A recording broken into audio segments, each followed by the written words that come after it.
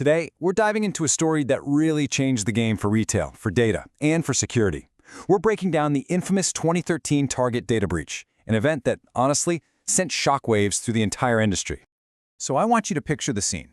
It's late 2013, the absolute peak of the holiday shopping rush. Stores are slammed, the registers are just constantly ringing, and millions of us are out there buying gifts. But underneath all that holiday cheer, something was going seriously, seriously wrong. A simple, everyday credit card swipe was about to become part of a massive, historical security failure. What happened next? Well, it turned out to be one of the most devastating data breaches in retail history. Attackers were quietly, methodically, just siphoning off the personal and financial data of a truly staggering number of Target's customers. Holiday cheer quickly turned into widespread panic. At first, all the headlines were screaming about 40 million stolen credit and debit cards. And look, that's a huge number on its own. But the breach, it went so much deeper than that. The attackers also grabbed personal data. We're talking names, addresses, phone numbers from 70 million different customer profiles. This wasn't just about money anymore. It was about identity.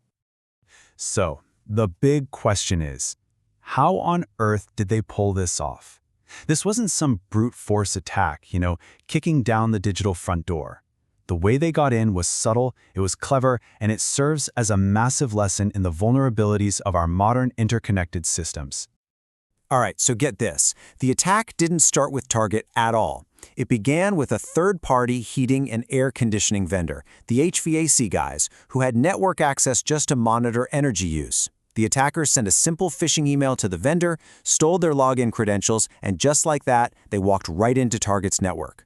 From there, they moved sideways over to the point-of-sale systems, the cash registers, and installed malware that basically scraped credit card data right as it was being swiped. For weeks, this river of data was bundled up and shipped off to servers overseas, all without anyone noticing. But knowing how they did it is really only half the story. The much more critical question, especially when we're looking at this through the lens of database history, is why was this attack so ridiculously successful? And the answer? Well, it goes way beyond a simple hack. It points to a fundamental flaw in the system's design. And this is the absolute key to the whole thing. On the surface, it looked like a super sophisticated cybersecurity failure, but what it really was a database segmentation failure. The network was totally flat. Think about that. The systems that ran the air conditioning had a path to the same network that was handling millions of financial transactions every single day. There were no walls, no isolation for the most precious, sensitive data they had. And if that wasn't bad enough, here's the part that is just wild. Target had a multi-million-dollar security system, and it actually worked. It detected the malware. It saw the unusual data flying out of the network. It sent alerts to the security team, and those critical alerts were ignored. The technology did its job. The people and the procedures, they failed. So a failure of this magnitude, it doesn't just blow over. The consequences for Target were immense. They touched every single part of the organization, from the company's bottom line all the way up to the boardroom. Let's start with the number everyone remembers. 40 million. 40 million. Credit and debit cards just handed over to criminals. It's an almost unimaginable scale of financial risk to unleash on the public. But like we said, it was bigger than that. 70 million customer profiles were exposed. And that meant for tens of millions of people, the threat wasn't just about having to cancel a credit card.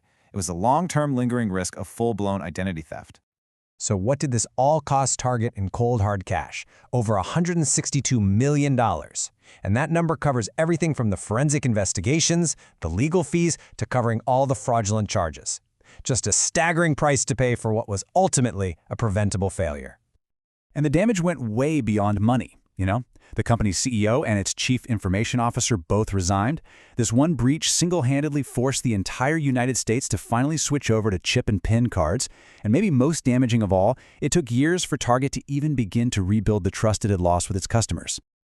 All right, so after the dust settled, what did we actually learn from all this?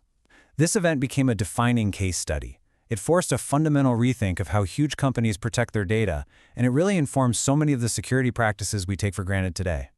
The lessons were clear and they were urgent. First, vendor access has to be incredibly limited and tightly controlled. Second, you have to segment your networks to build walls around critical data. Payment info needs to be tokenized. That's where the real card number is instantly replaced with a useless one-time token. And maybe most importantly, when an alert goes off, it has to trigger an immediate, mandatory response. No more ignoring the alarms. You know, when you step back and you place this event in the broader history of major data failures, you see this disturbing pattern emerge. Just like the Equifax breach that came later, the core vulnerability wasn't a failure of encryption. It was a failure of access control. It proved that having the strongest lock in the world doesn't matter one bit if you just leave the key sitting right under the doormat. And that, of course, brings us right back to today.